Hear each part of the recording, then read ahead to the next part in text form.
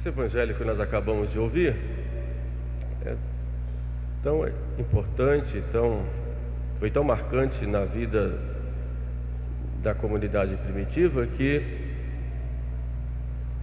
os três evangelistas, chamados três sinóticos, Mateus, Marcos e Lucas, narram o evangelho, cada um contando um detalhe, e juntando os três nós temos toda a história, e são bem detalhistas, sobretudo São Marcos, que conta a pregação de São Pedro. Esse milagre aconteceu exatamente na casa de Pedro, na cidade de Cafarnaum, que é a cidade à beira-mar, cidade de Jesus, onde Jesus tinha o centro de suas pregações. E o que mais se quer colocar no Evangelho para nós é que, dentre todos os atributos de Deus, o que mais se manifesta com relação a nós é a sua bondade e a sua misericórdia. Por isso poderíamos chamar esse Evangelho o Evangelho que mostra essa bondade e misericórdia de Deus. Jesus tinha vindo, atravessado o mar, estava ali, foi para um tempo de oração. Depois da oração, ele vai para a casa de Pedro, entra na casa, e a cidade era uma cidade que tinha muita gente, um grande entreposto comercial. O povo todo vai atrás de Jesus e entra para ouvir as suas palavras, e naquele dia estavam reunidos também os doutores da lei da região, escribas, fariseus. Todos escutavam. E um detalhe importante que Jesus falava, sentado dentro da casa ele falava. Se está sentado, é importante que ele mostra aí na cátedra, ensina com autoridade, e está falando. E chegam 4 homens carregando um paralítico numa maca, e não podem entrar na casa porque a casa está muito cheia. E eles então sobem em cima da casa, abrem por uma abertura, descem o paralítico naquela padiola para diante de Jesus. Aí vem um detalhe importante: Jesus, vendo a fé daqueles homens, a atitude que Jesus vai tomar é exatamente como uma resposta à fé. Na verdade, a fé é uma resposta nossa a Deus que vem a nós, Deus que se revela a nós, e na plenitude da revelação nos revela pelo seu Filho e nos chama a comunhão, a união íntima com Ele. E a nossa resposta a este chamado de Deus, a esta vocação de Deus, a comunhão, Deus que se mostra, que se revela quem Ele é, como Ele é, com as verdades a respeito dEle, da sua igreja, nós respondemos: sim, eu creio e quero viver, quero dar essa minha resposta, buscando viver nessa comunhão convosco. Então, essa resposta aqui consiste numa resposta intelectual, em primeiro lugar, uma adesão da nossa inteligência às verdades reveladas, mas também atitudes como resposta, a Deus que vem a nós no seu amor. Então, isto é a fé. E Jesus, vendo a fé daqueles homens, Jesus então olha para aquele paralítico e diz: tem confiança, filho, teus pecados te são perdoados. São Jerônimo nos chama a atenção ali que Jesus chama aquele homem de filho. Chamar de filho mostra intimidade, proximidade, parentesco. Tem confiança, filho, porque Jesus ali, perdoando os pecados daquele homem, vai unir aquele homem a Ele, e a partir dali ele é filho. Este é o efeito da palavra de Jesus, que tantas vezes é pronunciada a nós no confessionário: teus pecados te são perdoados. Quando um sacerdote levanta a mão e diz: ego te absolvo a peccatis tuis, eu te absolvo dos teus pecados, em nome do Pai, do Filho e do Espírito Santo, esta frase é falada pelo próprio Jesus, quando o Padre perdoa, é Cristo quem perdoa. E não só nosso Senhor nos limpa do pecado, como Ele coloca em nós um parentesco, Ele nos dá de novo aquela filiação, aquela unidade de filhos de Deus que nós havíamos perdido pelo pecado, e nos dá a graça. Por isso, quando nós caímos, nós temos aquela tentação de querermos fugir de Deus, como Caim fugiu de Deus quando foi chamado a atenção por ter matado seu irmão Abel, como Judas fugiu de Jesus e terminou se enforcando. Nós temos esta tendência, por causa do nosso orgulho, de fugirmos de Deus. Mas, como aquele paralítico, totalmente entregue nas mãos dos outros, sem condição alguma de se mover, nós devemos nos entregar nas mãos da igreja, para que a igreja nos apresente a Jesus e nós ouçamos de Jesus essa frase: Filho, tem confiança, teus pecados te são perdoados. Por mais entrevados que nós estejamos, jamais percamos a confiança na misericórdia. O que mais fere o coração de Jesus, mais do que os nossos pecados, é a falta de confiança na sua misericórdia. Ele só quer essa nossa resposta, que exige de nós trabalho, esforço, mas Ele vai curar. Esta é a primeira lição que nós vemos no Evangelho de hoje. Mas ao dizer isto, Jesus viu que os homens que estavam ali, os escribas e fariseus, doutores da lei, que conheciam bem a doutrina, conheciam bem o Antigo Testamento e sabiam que é Deus quem perdoa, começaram a pensar em si: este homem blasfema, só Deus tem poder de perdoar os pecados.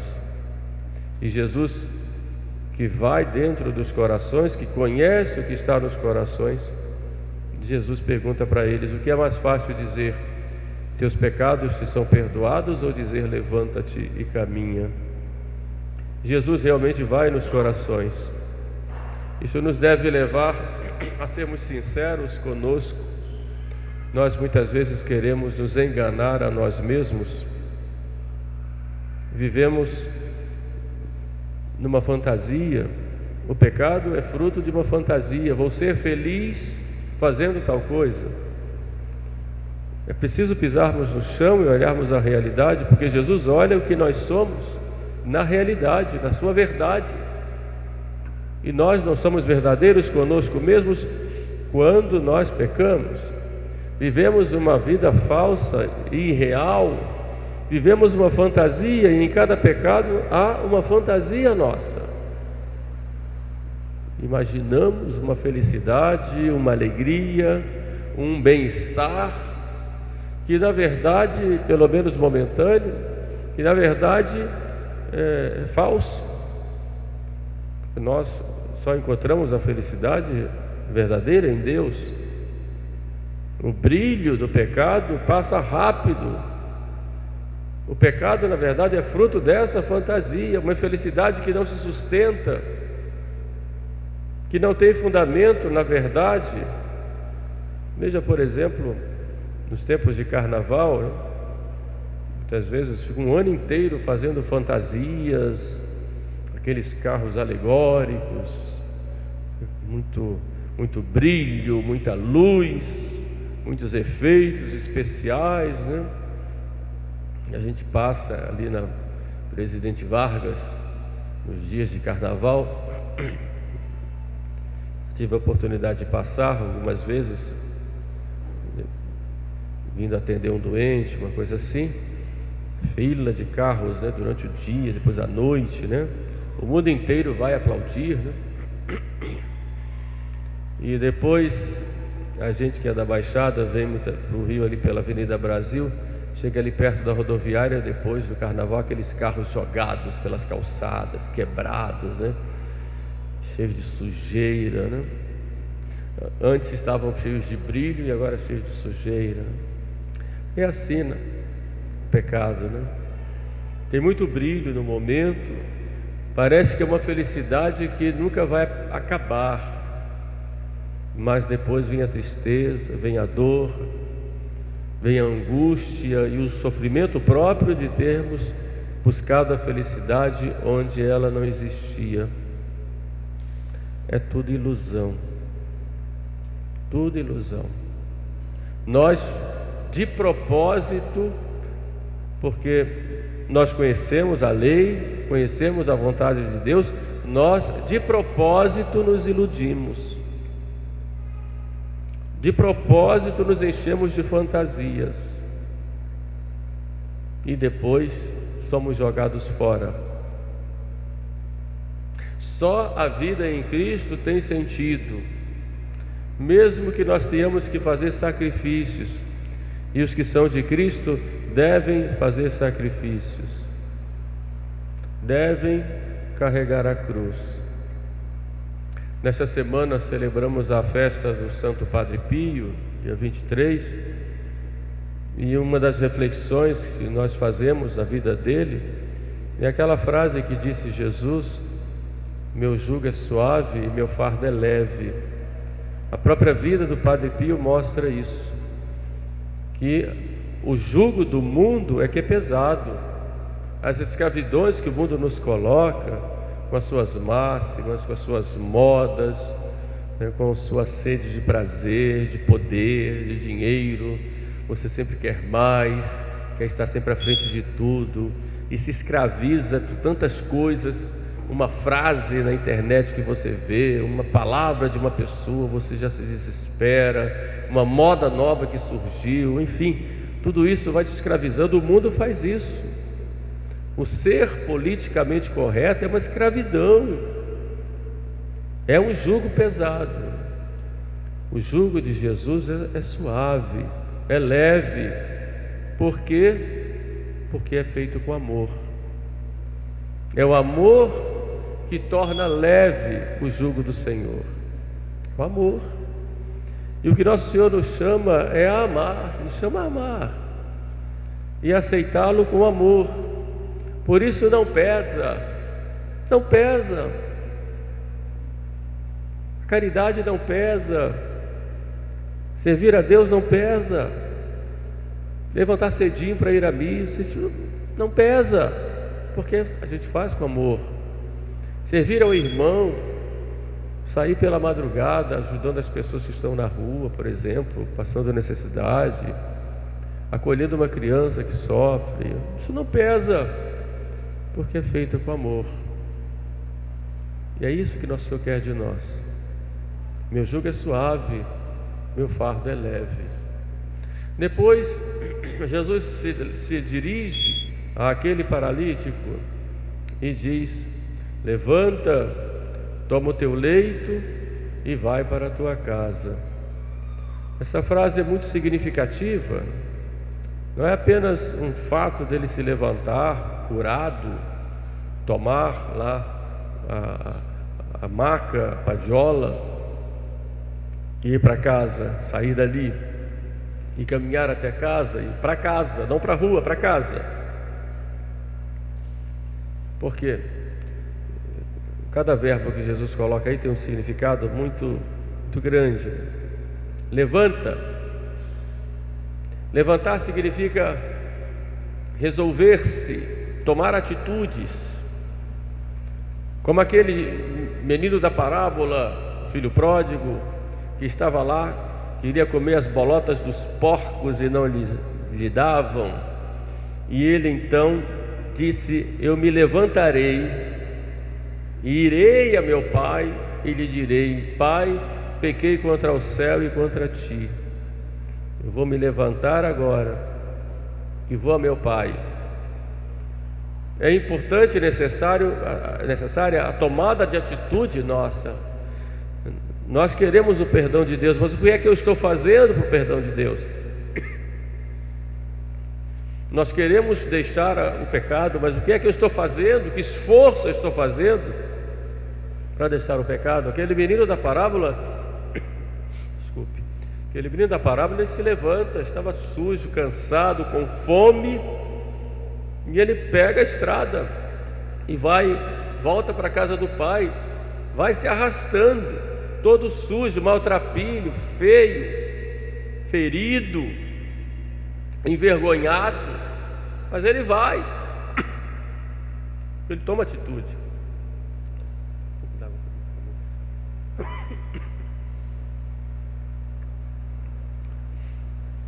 O menino me empolgou. Empolga mesmo, porque nós muitas vezes não temos essa coragem e queremos que Deus venha a nós e que faça o milagre na nossa vida para deixarmos o pecado. Quer dizer, nós queremos que Deus nos obrigue. Que atitudes eu tomo? Isso é uma coisa importante. Estou numa situação de pecado. Mas eu rezo tanto. Mas o que é que eu faço? Eu quero que Deus venha na terra, amarre a minha boca, amarre as minhas mãos, amarre os meus pés, e agora você vai ficar aqui preso, não vai mais pecar. Deus não vai fazer isso. Deus dá a graça, mas não vai fazer isso. Levanta. É isso que Deus quer. Toma atitude. Sai daí. Volta para a casa do Pai. Deus dá forças, mas Ele não vai fazer no nosso lugar. Ele dá forças. E às vezes cria situações que nós não conseguimos enxergar porque somos cegos, porque não estamos tão interessados assim. Dá licença.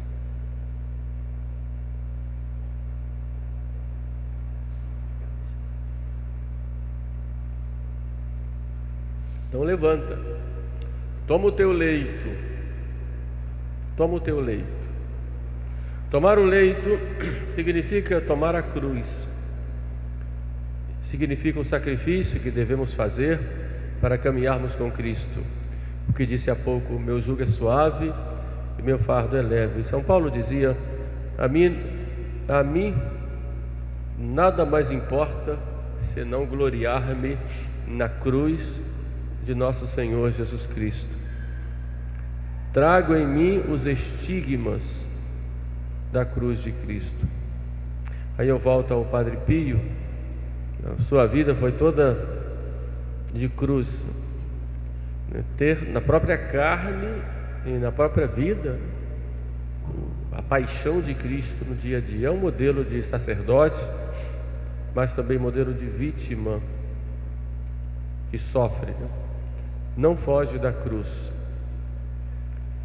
Mas também significa tomar a cruz, a compulsão do coração, uma certa memória dos nossos pecados que nos afastaram de Deus, não a memória para nos deliciarmos de pecados passados, mas para vermos como Deus é bondoso, misericordioso e que nos tirou do fundo do poço.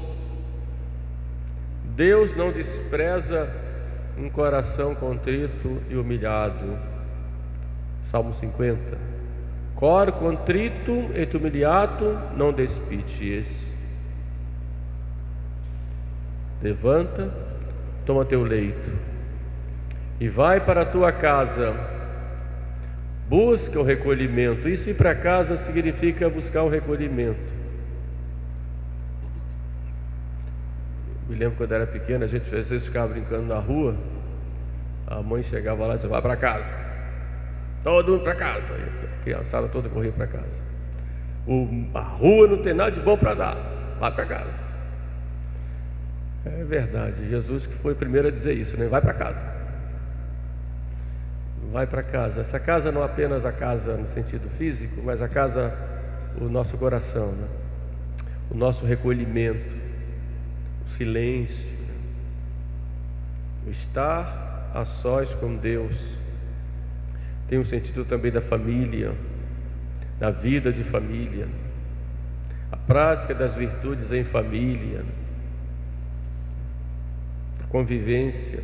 Você vai para casa, sai da rua, sai do perigo, sai desse ambiente Senão você vai ficar pior do que você estava.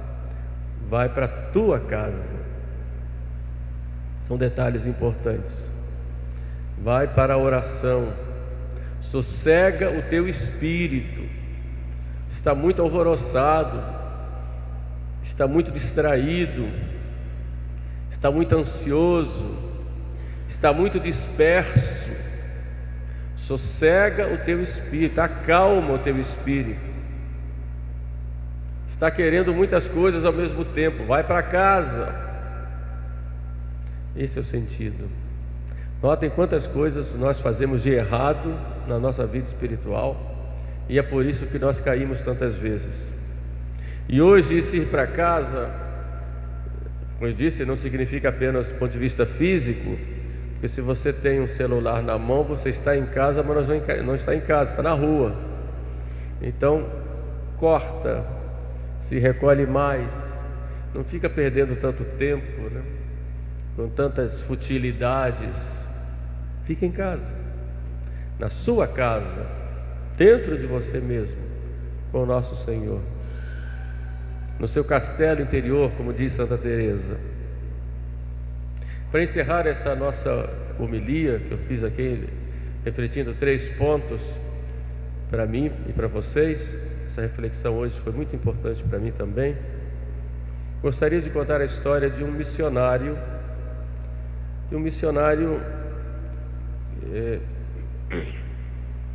estava pregando missões lá na Alemanha. Isso aí é uma história do século XIX, final do século XIX. Ele escreve isso. E estava pregando missões numa igreja. E ele contou uma história dessa missão. Havia uma mulher que tinha vários filhos, muito católica, muito fiel a Deus, estava morrendo e queria ver os filhos. Os filhos foram todos para vê-la, para a despedida, né? E tinha um filho que estava preso. O missionário contava isso. Esse filho estava preso e tinha entristecido muito a sua mãe pelo crime que ele tinha cometido. Os outros estavam tão bem e ele tinha se perdido na vida, e como fruto dessa perdição ele tinha cometido um crime e estava preso. Os irmãos, quanto a esse missionário, foram às autoridades e que se penalizaram daquela mulher que estava à morte e permitiram que seu filho saísse da cadeia e fosse vê-la. E ele chegou lá para ver a mãe. Estavam os irmãos lá no quarto. Ele olhou para a mãe olhou para ele. Desceram 2 lágrimas nos olhos. Ela não conseguiu falar palavra nenhuma. Ele, que era um rapaz depravado, um mundano, um criminoso, né? Abaixou a cabeça e saiu e voltou para a cadeia. Chegou na cadeia chorando, triste, e se arrependeu dos seus pecados, pediu um sacerdote, se confessou, pagou pelos seus crimes, e depois saiu da cadeia, né? E decidiu entrar para o seminário. Entrou para o seminário, foi ordenado sacerdote e conclui missionário. E esse rapaz sou eu. Era ele. O povo todo chorando naquele momento e ele agradecendo a misericórdia. E ele termina com uma frase que eu leio para vocês. É preciso confiar em Deus, porque os caminhos da misericórdia, da divina misericórdia, são infinitos.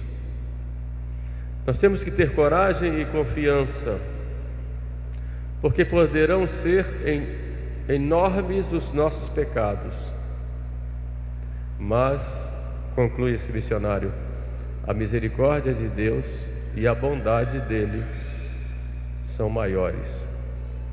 Portanto, ouçamos também o que disse Jesus àquele paralítico.